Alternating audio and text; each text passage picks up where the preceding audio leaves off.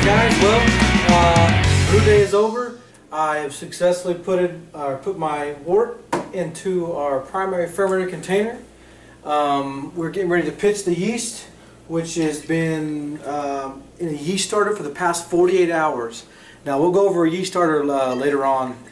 Whenever I do my next batch, will be an all grain oatmeal cookie stout. I'm sorry, my brain's not working.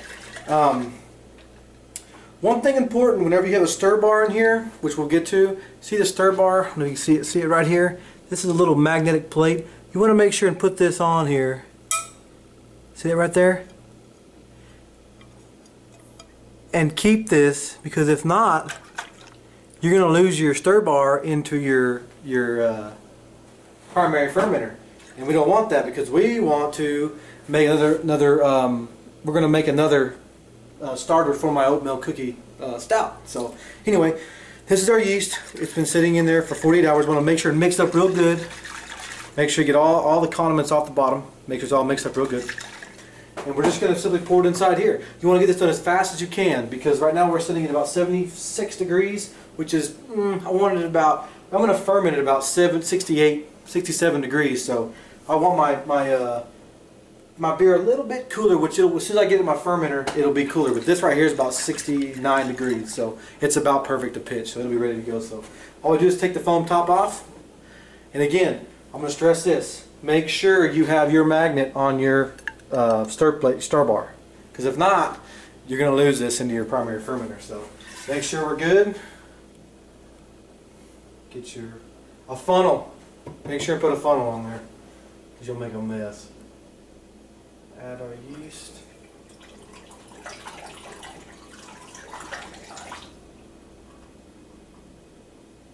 Okay. Make sure and get every bit of it in there. You want all them yeast, because whenever you do a yeast starter, you're going to double your yeast count, and you're going to. All these are about to go into war. You're about to. These yeast cells are fixing to go fight. So you want to make sure you get every bit of it out of there. Touch that there. Come off. Still have your stir bar. Smells perfect like bread yeast. So there you have it, guys. Now we're going to take this off here, set our airlock on. Always put your airlock on first before you fill it, because if you don't and you get suction, you're going to suck water down inside there. Get some nice RO water. Don't touch the top, just open it, fill it to the rim. It'll say where it needs to be. Here, I'll show you. See the fill point here? The fill point, see that line? I don't know if you guys see it, the fill point right there. You want to fill that line, no higher than that, just the fill line right there. Okay? Stick it on there. Okay. Feel. That's it. Now, your beer is sealed up and ready to go. We're going to stick this down inside of our primary fermenter. I mean, on my fermenter chamber, I'm sorry. We're going to stick this down into my, we're going to give it a little shake first. We're going to tell you we're going to shake it just a little bit. Or a good little shake, because you're going to want your yeast to be ready to go.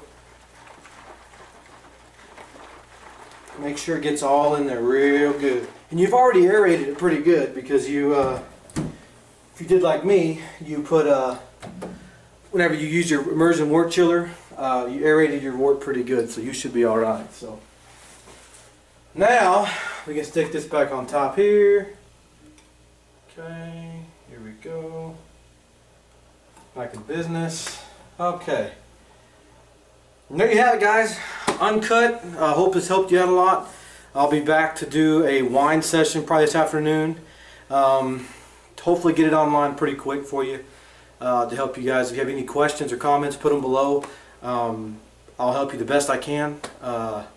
Like I said, this is an extract kit, so I'm an all grain guy. So hopefully this turns out pretty good. I added some extra, like I added the extra. Remember, we added the extra 3/4 pound of dry malt extract in there, and we added some water, minerals, gypsum, papian, and this should be turn out pretty well. Really big hop bill. So hopefully it all turns out good, and I'll be back with this second part of the video showing me transferring into the secondary primary and letting it sit for 2 more weeks, because this will sit for 1 week, 7 days in the primary, and then we're going to switch it over to a secondary carboy, and it'll sit for 2 more weeks. And then, but whenever we transfer to a secondary carboy, I'm going to put some. I'm going to dry hop an ounce of hops in there as well to give that extra aroma. It won't add much to the bittering, but it'll give that much more piney flavor that we're looking for in a nice pale ale. So anyway, that'll be what's coming up. I'll have the wine, and then I'll probably in another month, well, probably 2 weeks, I'll be doing the all grain. My seasonal I usually do, my oatmeal cookie stout, which will be amazing. It's always amazing. So anyway, thanks for watching, guys. I hope this helped you a lot. If you have any questions, like I said, put them down below. Thanks for watching. Hey guys, one thing I forgot to show y'all and all the excitement was the starting gravity. It's right at 1060. Now remember, I added an extra pound, almost a full pound of dry malt extract. That's extra sugar, so it's going to make the alcohol content higher. We're shooting for a 1046. We've got a 1060, which is perfect because it's going to be about a 6.5 to 7% alcohol, which is going to be amazing. So here's a close-up of it. You'll get to see the marker right here at the level. Let's see, we zoom in here. This new camera, it seems pretty legit. Let's see if you guys can. Hope you guys can see that. It's just right above the 60 there. Oop, oop, oop. Right there. Right above the 60, which is going to be perfect because your alcohol level is going to be somewhere in between. See, here's your alcohol level. Let me zoom out. Sorry. Here's your alcohol level. There's 5% there. See, there's 5%. So down here, there's 10% about right there. So we're looking at probably around 7% alcohol. So, folks, it should be a good beer. I've tasted some of that. It has a really nice bitter finish. It's going to be a good pale ale, should be, and high alcohol level. Also, one thing I want to note, keep notes whenever you do this stuff. If you're fermenting more than one beer, make sure and take notes, like, you know, you're starting your Sierra 1060 starting gravity. My handwriting sucks, I know. Primary 5 p.m. 10:21:12. Secondary a week later is 10:28:12. I'm gonna dry hop. Remind me. That sends me a reminder. Hazelnut brandy. It's in the primary 10:17:12. Secondary 10:31:12. I'll transfer into a secondary. So just one thing to look at. Oh, here's a look inside the fermenter after I got my beer in there. Hopefully this thing starts fermenting pretty quick. It should be a. Hopefully it starts pretty quick. I got my probe taped right there, so it'll keep my temperature at a constant 73.5. Here's my liquor, my brandy. It's still bubbling every now and then, so I can get another week in the primary, then I'll transfer it out. So anyway, I'll go on YouTube for you so you can watch the whole process go down. And I'm fixing to get ready to make me some wine, and I'll videotape that as well. Thanks for watching, guys. Appreciate it. If you like my channel, please like, please follow. I will be doing a bunch of videos, and I will also be